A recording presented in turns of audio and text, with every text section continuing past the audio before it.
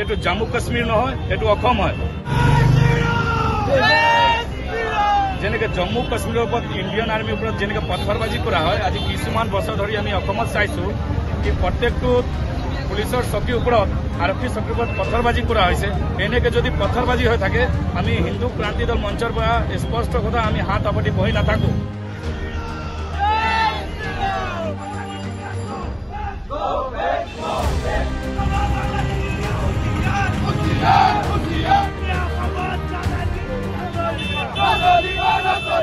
লখিমপুৰ জিলাত খেল মাটিত আৰক্ষী চকীৰ ওপৰত যি পথৰবাজি হ'ল, এই হিন্দু ক্ৰান্তি দলৰ পৰা তীব্ৰ ভাষাৰে গৰিহণা দিছোঁ।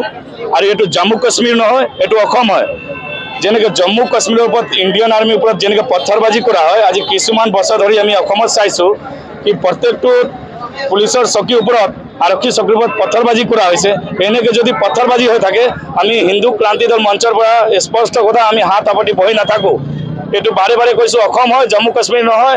এতিয়া চৰকাৰে কি কৰি আছে? এনেকুৱা বাংলাদেশী মিয়াই আমাৰ ওপৰত পথৰবাজি কৰি থাকিব, আমাৰ হিন্দু মহিলাক, হিন্দু জ্যোতিৰ ওপৰত হত্যা কৰি থাকিব, উজনিৰ পৰা লৈ নামনিলৈকে আমি হাত সাপতি বহি নাথাকো। বাৰে বাৰে চৰকাৰক কৈছো, এনেকুৱা বাংলাদেশী মিয়াকেইটাক বলডেজাৰ লগাই ডিব্ৰুগড়ৰ পৰা ধুবুৰীলৈকে চাফ কৰি দিব লাগে। আমাৰ এটাই দাবী।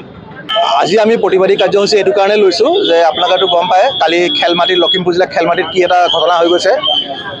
পুলিচে এজন অপৰাধীক থানালৈ ধৰি আনিলে।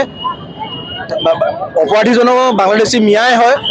তেওঁলোকে সোধ-পোছ কৰিলে আৰু তেওঁলোকে এতিয়া ক'ব বিচাৰিছে এইটো কাষ্টডিয়েল ডেথ, কিন্তু পষ্টমৰ্টেম ৰিপৰ্টৰ মতে এইটো কাষ্টডিয়েল ডেথ নহয়, হাৰ্ট এটেক হৈছে আৰু মানুহজন মৰিছে। অসম পুলিচে নিজৰ দায়িত্ব সম্পূৰ্ণভাৱে পালন কৰিছে। দায়িত্বত থকা বিষয়াকেইজনক ছাছপেণ্ড কৰিছে, এনকুৱাৰী দিছে, অফিচিয়েল এনকুৱাৰী দিছে, সকলো ঠিক হৈছে।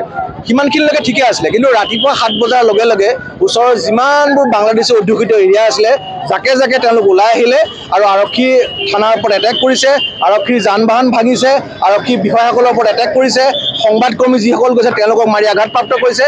এইটো কথা আমি এইটো কাৰণে ইয়াত আমি এইটো কথাই ক'ব বিচাৰোঁ যে আজিৰ পৰা 2 বছৰ আগতে 2022 চনত পটদ্ৰৱাতো একে কাণ্ড হৈছিল, গোটেই থানাটো জ্বলাই দিছিল। আমি সেইটো সময়তো প্ৰটেষ্ট কৰিছিলোঁ আৰু চৰকাৰে সেইটো সময়ত সেই বাংলাদেশী উপদ্ৰৱীসকলৰ ওপৰত একশ্যনো লৈছিল, তেওঁলোকৰ ঘৰ বুলডোজাৰ দি ভঙাই দিছিল।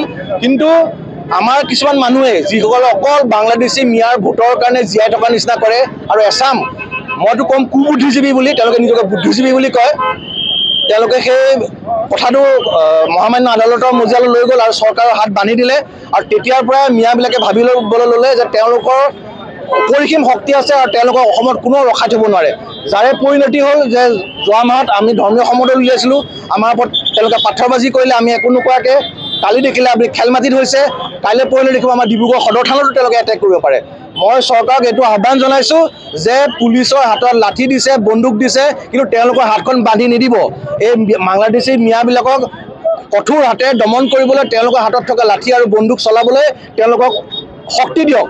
আৰু এই বাংলাদেশী মিয়াবিলাকক যদি আমি এতিয়া বৰ্তমান সময় থাকোঁতে আমি কঠোৰ হাতেৰে দমন নকৰোঁ, কাইলৈ পৰহিলে তেওঁলোকে আমাৰ ঘৰত সোমাই পেলাই আমাক হত্যা কৰিবলৈ তেওঁলোকে কুণ্ঠাবোধ নকৰিব।